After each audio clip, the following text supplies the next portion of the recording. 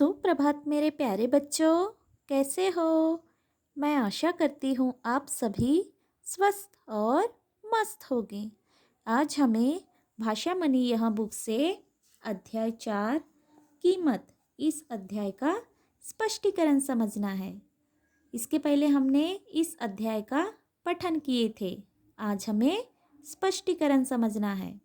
सबसे पहले आपको पृष्ठ संख्या निकालना है 26। यहाँ लिखिए कक्षा कार्य, यहाँ लिखिए तारीख और यहाँ लिखिए दिन। तो आज हमें अध्याय 4 कीमत इस अध्याय का स्पष्टीकरण समझना है। चलिए स्टार्ट करते हैं।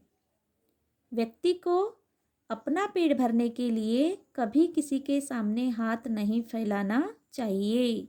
किसी भी व्यक्ति को अपना पेट भरने के लिए किसी के भी सामने हाथ नहीं फैलाना चाहिए।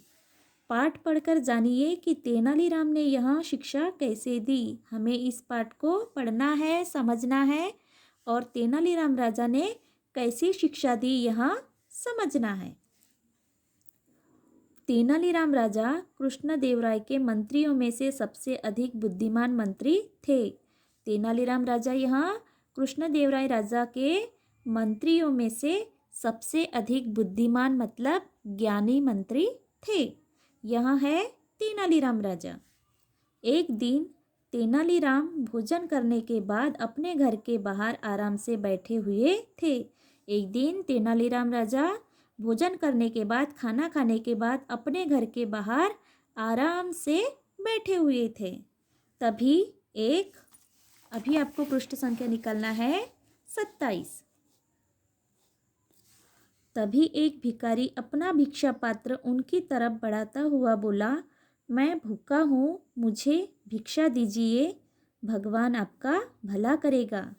इस चित्र में देखिए, यहाँ है भिखारी और भिखारी के हाथ में देखिए क्या है, भिक्षा पात्र।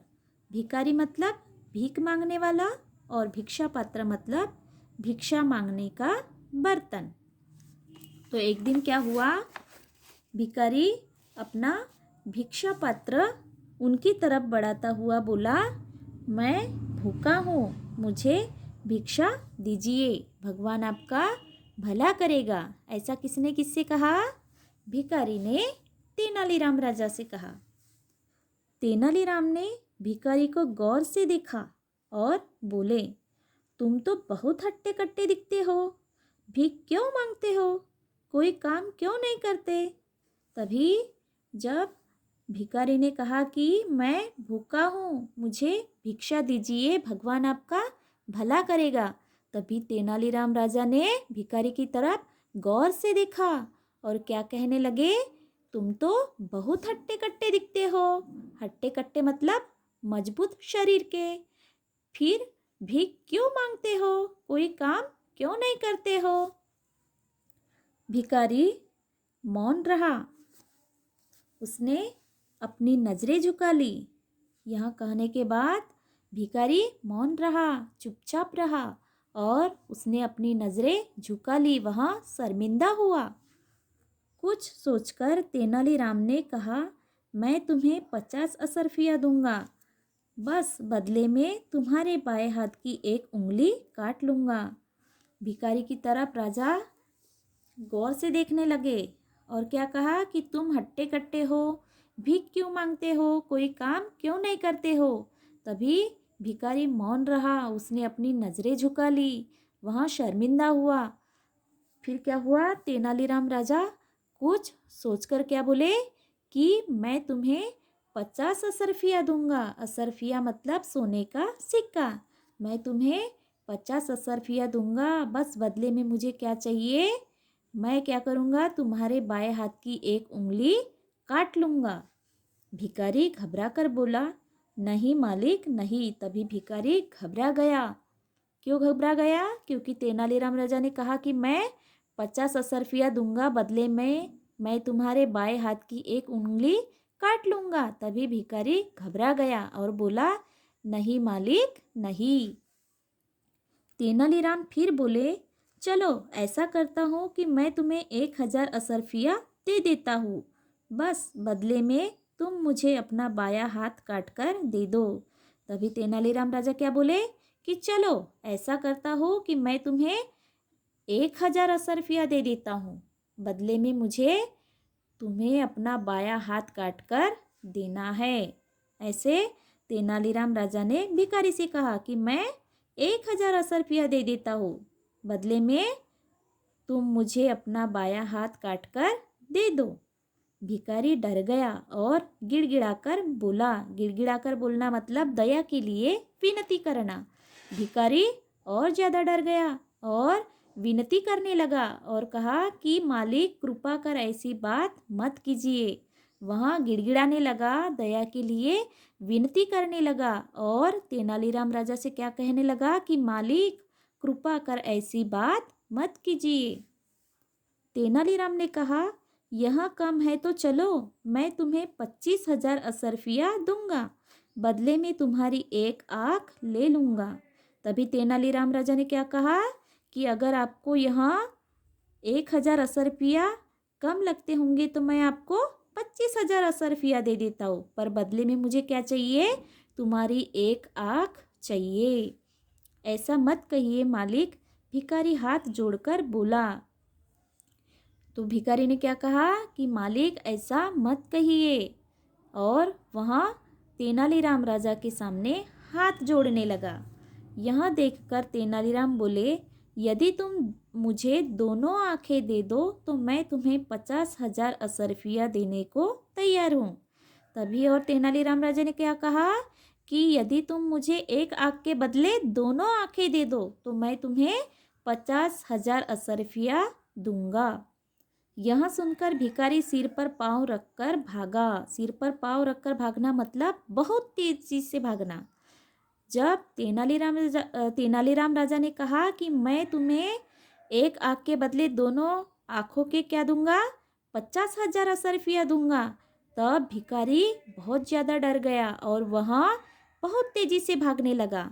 तो तेनालीराम ने उसे दौड़कर पकड़ लिया। जब भिखारी भागने लगा तब तेनालीराम राजा ने दौड़कर उसे पकड़ लिया और कहने लगे अरे रुको, एक टांग के लिए 15,000 और दोनों टांगों के लिए 30,000 असरफिया ले लो।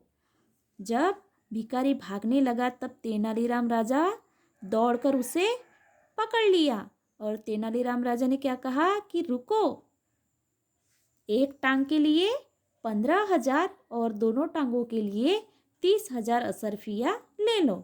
भिखारी भय से थरथर कांपते हुए बोला मुझे कुछ नहीं चाहिए, मुझे जाने दीजिए। तभी भिखारी और ज़्यादा डर गया और वहाँ थरथर कांपते हुए बोला कि मुझे कुछ नहीं चाहिए मालिक, मुझे जाने दीजिए। तेनालीराम ने भिखारी से कहा ईश्वर ने तुम्हें लाखों असरफियों से भी कीमती यह शरीर दिया है, तुम्हें भीख मांगते हुए शर्म आनी चाहिए। तभी तेनालीराम राजा ने भिखारी से क्या कहा कि ईश्वर ने, भगवान ने तुम्हें लाखों असरफियों से भी कीमती, मौलिक, मूल्यवान यह शरीर दिया है, फिर तुम भीख क्यों मांगते हो? तुम्हें शर्म आनी चाहिए, तुम्हें कुछ काम करना चाहिए। जब तुम्हें भगवान ने इतना कीमती शरीर दिया है तो तुम्हें क्या करना चाहिए? भीख नहीं मांगना चाहिए, तुम्हें भीख मांगते हुए शर्म आनी चाहिए। अभी आपको पृष्ठ संख्या निकालना है 28। भीख मांगकर भगवान की इस नियामत का अपमान मत करो। नियामत मतलब कीमती देन, उपहार। तो तेनालीराम राजा ने कहा कि भीख मांगकर भगवान ने इस नियामत का अपमान मत करो। भगवान ने आपको कीमती शरीर दिया है, मौलिक शरीर दिया है, तो आप भगवान का अपमान मत करो। मेहनत करके कमाकर खाओ, भीख मांगकर नहीं। तभी तेनालीराम राजा ने भिखारी से कहा कि तुम मेहनत करो, मेहनत करके कमा कर खाओ, भीख मांगकर नहीं। भिखारी को तेनालीराम की बात समझ आ गई।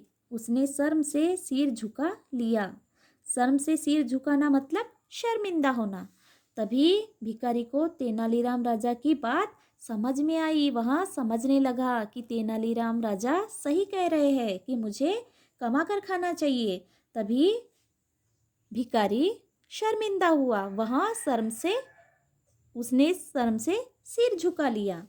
भिखारी को अपनी गलती का एहसास हुआ और भिखारी को अपनी गलती का एहसास हो चुका था।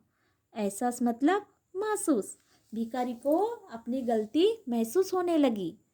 उसने निर्णय लिया कि अब वह कमाकर खाएगा, भीख मांगकर नहीं।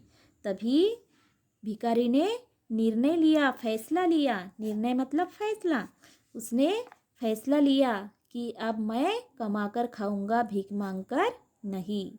इस तरह से यह पाठ का स्पष्टीकरण है। आपको ध्यानपूर्वक सुनना है और समझना है।